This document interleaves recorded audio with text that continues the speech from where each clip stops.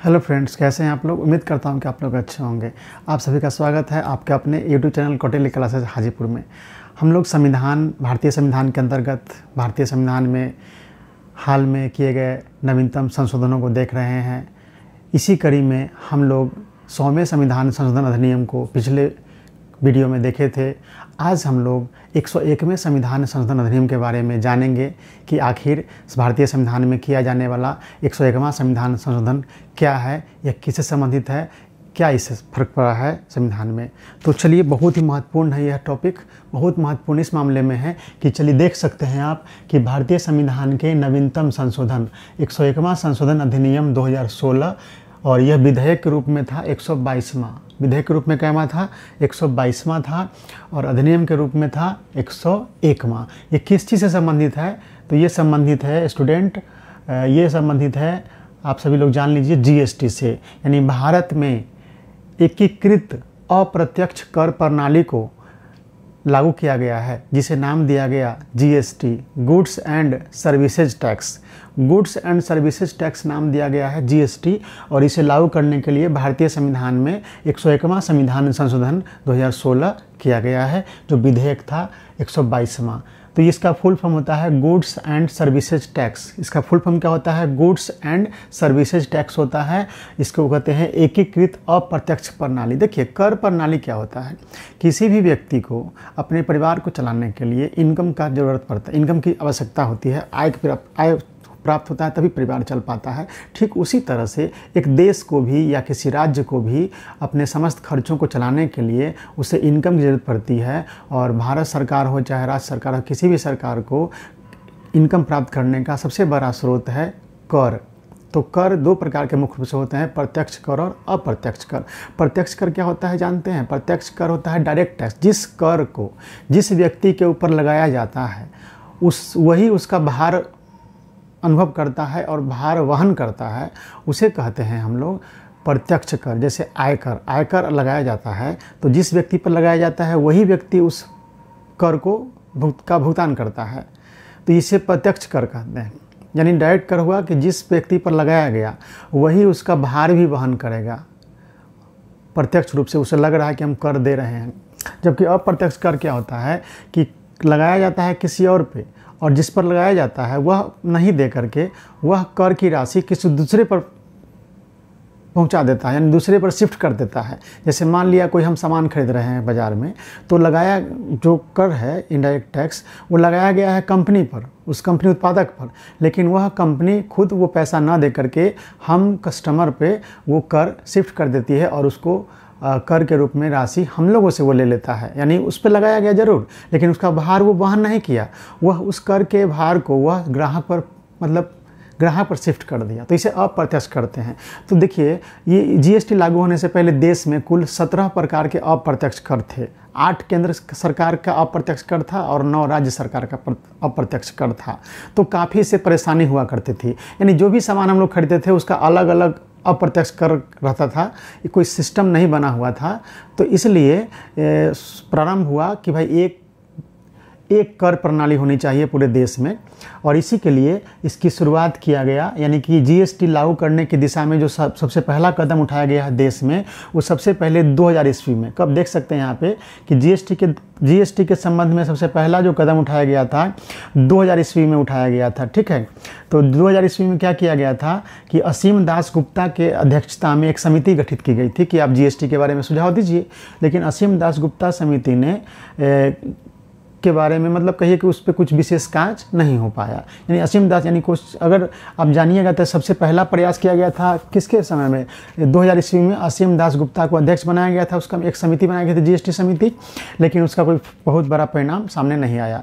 तब जाके 2003 ईस्वी में एक केलकर समिति गठित की गई थी अप्रत्यक्ष कर में सुधार के लिए। तो विजय केलकर साहब ने, जो केलकर समिति थे उसके अध्यक्ष थे, उन्होंने सुझाव दिया था कि जीएसटी को लागू किया जाए देश में। ये अच्छा होगा, एक कर प्रणाली हो जाएगी और तरह तरह का सामान का अलग अलग कर प्रणाली से झंझट से दूरी मतलब की राहत मिलेगी, और एक प्रणाली होगा तो देश ज़्यादा विकास करेगा। तो उनके सुझाव पर ही ये चीज़ लागू किया गया है। हालांकि 2010 ईस्वी में पी चिदम्बरम जब वित्त मंत्री थे तो उन्होंने इसे प्रस्ताव लाया था। 2010 में पी चिदम्बरम ने लागू करने का प्रस्ताव दिया था सरकार में कि जीएसटी लागू किया जाए। चलिए, तो उसके बाद क्या हुआ, 2011 ईस्वी में जीएसटी, जब 2010 ईस्वी में ये पी चिदम्बरम साहब ने घोषणा किया था 2010 ईस्वी में कि इसे 2010 ईस्वी से लागू किया जाएगा, तो इनके घोषणा को अंजाम तक पहुंचाने के लिए 2011 ईस्वी में 115वां संविधान संशोधन विधेयक लाया गया जो जीएसटी से संबंधित था, लेकिन यह संसद से पारित नहीं हो पाया। ठीक है, आप समझ गए। अब आगे चल करके जब केंद्र में सरकार बदली, नरेंद्र मोदी जी प्रधानमंत्री बने 2014 में, तो उनके प्रयास से, उनकी पहल पर जो नई सरकार बनी, उस सरकार ने 2016 ईस्वी में आपको 122वां संविधान संशोधन विधेयक के रूप में लाया गया एक विधेयक, जिसे लोकसभा और राज्यसभा और लोकसभा में पारित किया गया, राष्ट्रपति ने सिग्नेचर कर दिया, और उसके बाद ये जीएसटी से संबंधित जो विधेयक था 128वां संविधान संशोधन विधेयक वो संसद से पारित हुआ। यहाँ ध्यान देने वाली बात यह है कि जीएसटी जो है हमारे संघीय ढांचे से संबंधित है, केंद्र और राज्य दोनों का हित जुड़ा हुआ था, इसलिए इस प्रकार के ऐसे संशोधन जो केंद्र और राज्य से जुड़ा हुआ होता है उसे दोनों सदनों से यानी लोकसभा राज्यसभा से पारित होने के बाद राज्यों को भेजे जाते हैं, राज्यों के विधानसभा में उसको पारित करना होता है, और देश में जितने राज्य हैं उनमें से आधे से अधिक उनको पारित कर देते हैं, तभी इस प्रकार का संशोधन संभव हो पाता है। यानी कहने का मतलब है कुछ ऐसे प्रावधान संविधान में जो केंद्र और राज्य दोनों के से जुड़ा हुआ होता है, उसे दोनों सदनों से पारित करने के बाद राज्यों को भेजा जाता है, और राज्यों में कम से कम जितने राज्य हैं उनमें से आधे से अधिक राज्यों का समर्थन मिलना चाहिए। यानी आधे से अधिक राज्य अगर इस प्रकार के विधेयक को अपने विधानमंडल में पारित कर देते हैं, तब जाकर के इस प्रकार का संविधान संशोधन देश में संभव हो पाता है। तो जीएसटी भी उसी तरह का प्रावधान था जिसमें केंद्र और राज्य का हित जुड़ा हुआ था, इसलिए जीएसटी को लोकसभा राज्यसभा से पारित करने के बाद राज्यों को भेजा गया, और तकरीबन भारत के 23 राज्यों ने इसको अपना समर्थन दिया। तो इस तरह से दोनों सदनों से पारित होने के बाद 23 राज्यों के अनुसमर्थन और राष्ट्रपति के सिग्नेचर के बाद ये जो विधेयक हुआ वो पारित हुआ, और वह कहलाया 101वां संविधान संशोधन अधिनियम। तो आप समझ लीजिए कि जीएसटी अगर पूछे कोई जीएसटी लागू करने के लिए देश में लागू करने के लिए कौन सा संविधान संशोधन किया गया है, तो 101वां संविधान संशोधन किया गया है। 101वां संविधान संशोधन जो जीएसटी से संबंधित था वह कैवा विधेयक था, 122वां विधेयक था, ध्यान रखिए। चलिए, अब जो राज्यों को भेजा गया था, तो सबसे पहला जो राज्य इसको पारित किया था वो असम था। यानी उस समय जब पारित किया जा रहा था इस विधेयक को, राज्यों को भेजा गया था अनुसमर्थन के लिए, तो सबसे पहला राज्य कौन इसका समर्थन किया था, असम। और इस तरह से कुल कितने राज्यों ने समर्थन किया, 23 राज्यों ने। चलिए, अब विश्व स्तर पर इसको देखते हैं। पूरे वर्ल्ड भर में सबसे पहले कोई ऐसा देश हो जिसने अपने यहाँ जीएसटी लागू किया है, वह फ्रांस है। कौन है, फ्रांस है। यानी पूरे विश्व में सबसे पहला देश कौन है, फ्रांस ने अपने यहाँ लागू किया था जीएसटी। क्वेश्चन कई बार पूछ चुका है एग्जामिनेशन में, आपको कई सारे एग्जामिनेशन में पूछ चुका है कि जीएसटी लागू करने वाला विश्व का पहला देश कौन है, तो फ्रांस है। अब चलिए, भारत में जो जीएसटी लागू किया गया है वह किसके मॉडल पर है, किस देश के मॉडल से जुड़ा हुआ है, तो भारत में जो जीएसटी लागू किया गया है वह कनाडा के मॉडल पर आधारित है।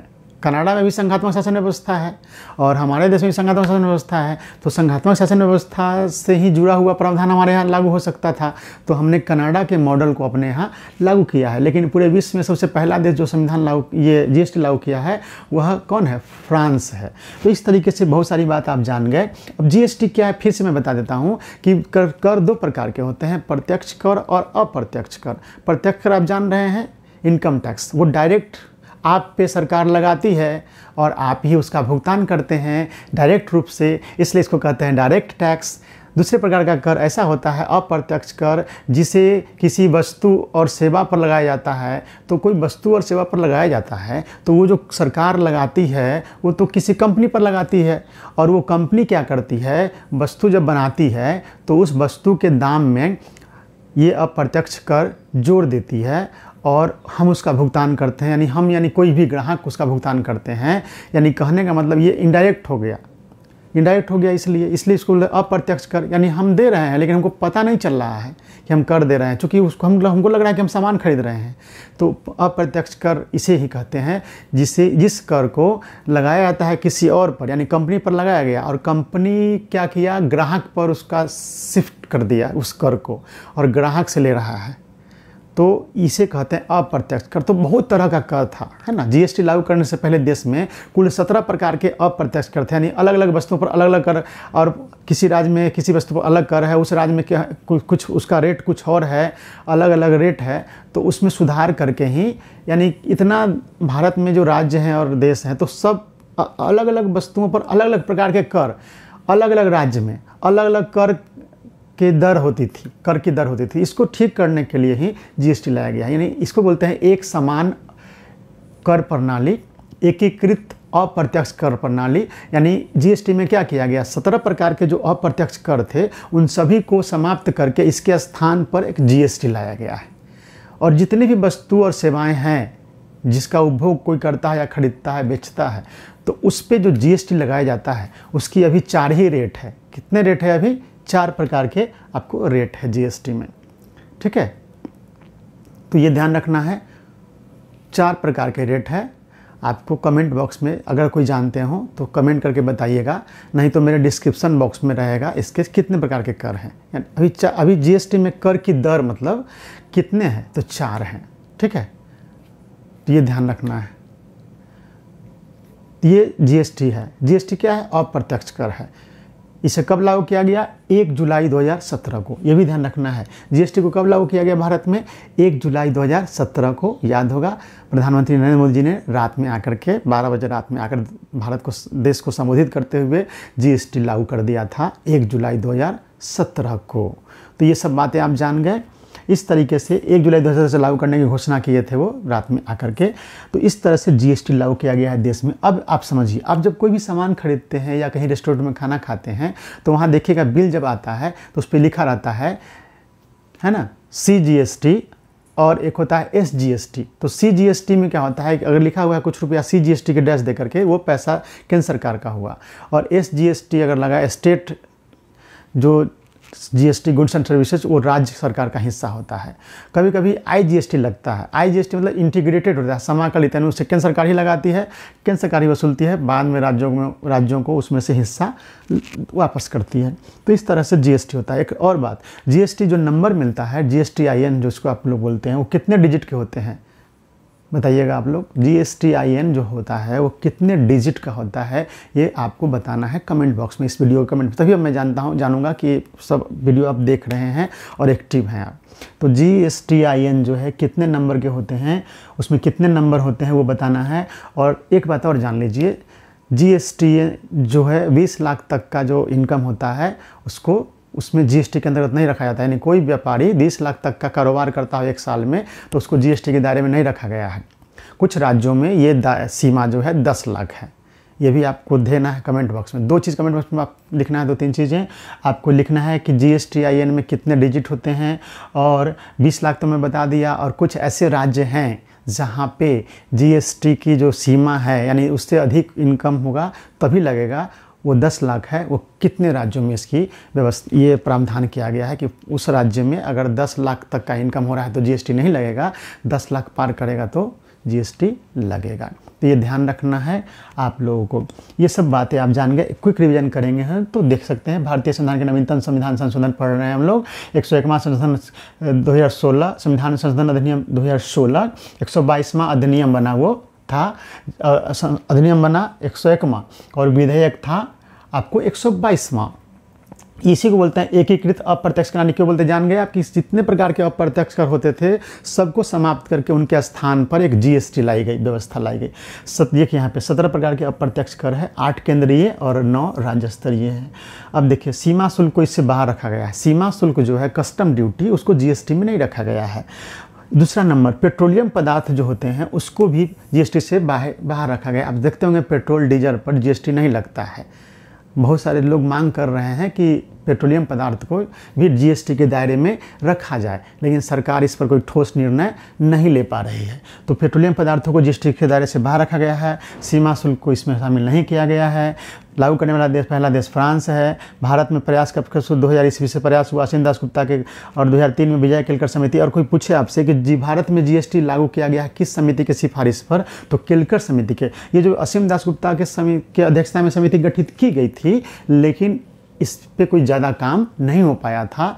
तो अगर कोई पूछे कि जीएसटी किस समिति के सिफारिश पर लागू की गई थी, तो वो आंसर होगा केलकर समिति। ये सब चीज़ें यानी अप्रत्यक्ष कर सुधार से संबंधित। एक और क्वेश्चन पूछता है कि अप्रत्यक्ष कर सुधार से संबंधित इनमें से कौन सी समिति है, तो उसका आंसर होगा केलकर समिति। और अप्रत्यक्ष कर समिति आप जान गए कि अप्रत्यक्ष कर को खत्म करके, यानी 17 प्रकार के अप्रत्यक्ष कर को खत्म करके जीएसटी लाया गया है, ये भी आप जान गए। ये सारी बातें आप इस वीडियो में जान सके हैं। आप सबको कैसा वीडियो लग रहा है नीचे कमेंट करके बताएंगे। हम अभी 101वां संविधान संशोधन पढ़े हैं, पिछले वीडियो में 100वां पढ़े थे, अब अगले में हम 102वां पढ़ेंगे। 102वां संविधान संशोधन तो काफ़ी इंटरेस्टिंग है, जीएसटी से भी ज़्यादा इंटरेस्टिंग आपको आएगा। वो क्या है, एनसीबीसी से संबंधित है। एनसीबीसी राष्ट्रीय पिछड़ा वर्ग आयोग को मोदी जी ने संवैधानिक संस्था बना दिया है, उसी से संबंधित है 102वां संविधान संशोधन अधिनियम, जिसको हम अगले वीडियो में डिटेल करके पढ़ाएंगे उसको। चलिए आज हम लोग जीएसटी के बारे में जान गए, और जीएसटी के बारे में डिटेल से पढ़ाया था इकोनॉमिक्स में। ये हम लोग संविधान पॉलिटी की बात कर रहे हैं, तो जितना जानना था यहाँ पे हम लोग जान गए। अब आपसे कोई पूछ दे कल कि जीएसटी लागू करने वाला पहला देश विश्व का कौन है, तो आप बता सकते हैं फटाफट फ्रांस है। भारत में जो जीएसटी लागू किया गया किस देश के मॉडल पे, कनाडा के मॉडल पे है। जीएसटी लागू करने के लिए कौन सा संविधान संशोधन किस प्रकार का किया गया है, तो दोनों सदनों से 2/3 से पारित बहुमत के बाद फिर राज्यों को भेजा गया, और राज्यों में कम से कम आधे समर्थन की जरूरत पड़ती है, आधे राज्यों के, इसमें से 23 राज्यों ने इसका समर्थन दे दिया। तो इस तरीके से हम लोग जीएसटी के बारे में और 101वां संविधान संशोधन अधिनियम के बारे में तमाम बातें हम लोग जान गए हैं।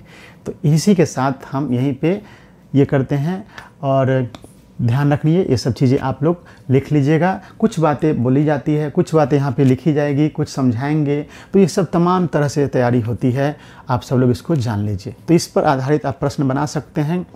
तो अब चलिए हम लोग भारत के नवीनतम संविधान संशोधन पढ़ना शुरू किए हैं, जिसमें 100वां पढ़ लिए हैं। वो जान गए अब क्या है, भारत और बांग्लादेश के बीच भूमि सीमा समझौता। 101वां क्या है, तो जीएसटी। 100वां जो संविधान अधिनियम बना वो विधेयक कैमा है, 121वां। और जीएसटी जो 101वां संशोधन अधिनियम है वो विधेयक कैमा है, 122वां। तो ये सब बातें धीरे धीरे आप सभी लोग जान जाएंगे। हमारे चैनल के साथ जुड़े रहेंगे। इस चैनल पर धीरे धीरे सेटअप बना करके इस पर ढेर सारे एग्जामिनेशन की तैयारी कराई जाएगी। आप कोई भी एग्ज़ाम की तैयारी कीजिए, हमारा एक एक वीडियो बहुत महत्वपूर्ण है। हम लोग अगले क्लास में अब शुरू करेंगे मॉडर्न हिस्ट्री की क्लास, तो ये चीज़ आप देख सकते हैं। चलिए इन्हीं बातों के साथ धन्यवाद।